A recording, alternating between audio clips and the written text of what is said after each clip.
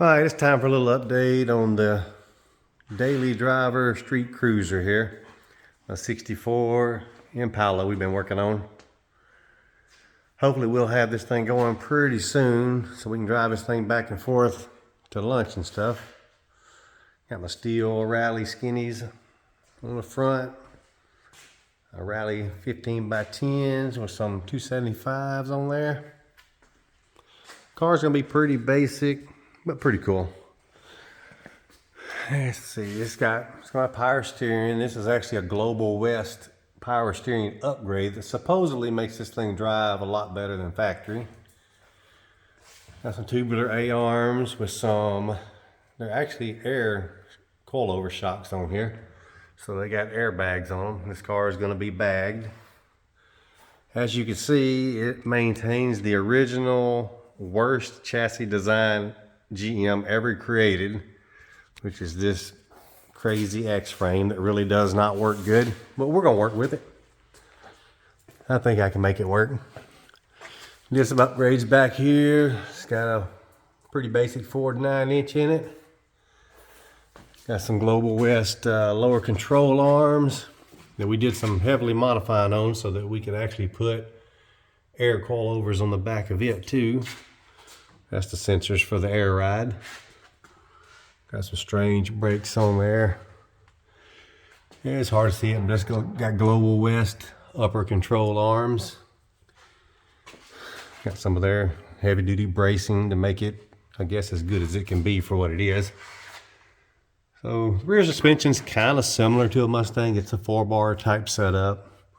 So it should work okay. And behind the rear end, we've actually got a cheap liquid intercooler back here. This car is going to be turbocharged, going to run on gasoline or E85.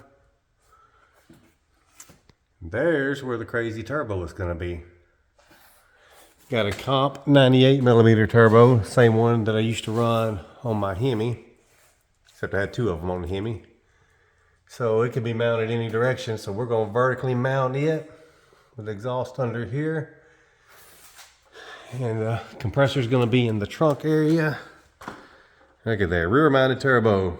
Does it lag much? Well, we'll find out.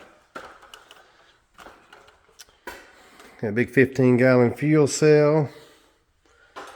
Got the Ride Tech air ride system in there. And that's where my fuel pump goes, the Aeromotive 5-gallon fuel pump. And there's where the turbo is going to be setting. It's going to set just like that.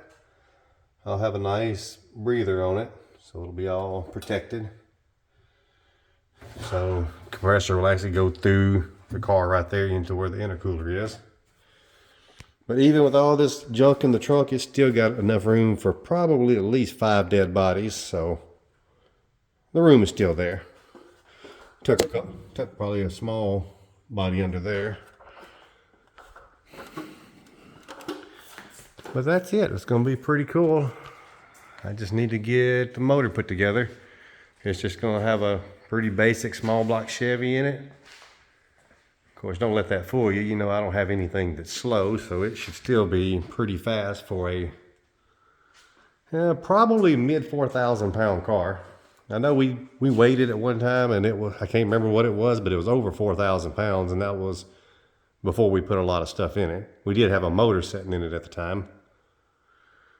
So this is it. This is going to be the street cruiser, and we are super excited to get it running because it's going to be fun just to be able to get in it and drive to town to lunch every day. So when I say daily driver, once this thing is running, this will be pretty much what I drive daily, because it's just going to be so cool. When I first bought this car, it looked completely bone stock, and we drove it uptown, and that thing got so many people just turning their heads looking at it. I don't know why, but it was just pretty cool looking to see this big thing going down the road.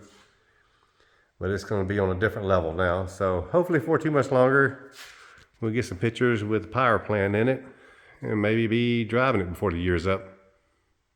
Anyway, we'll see.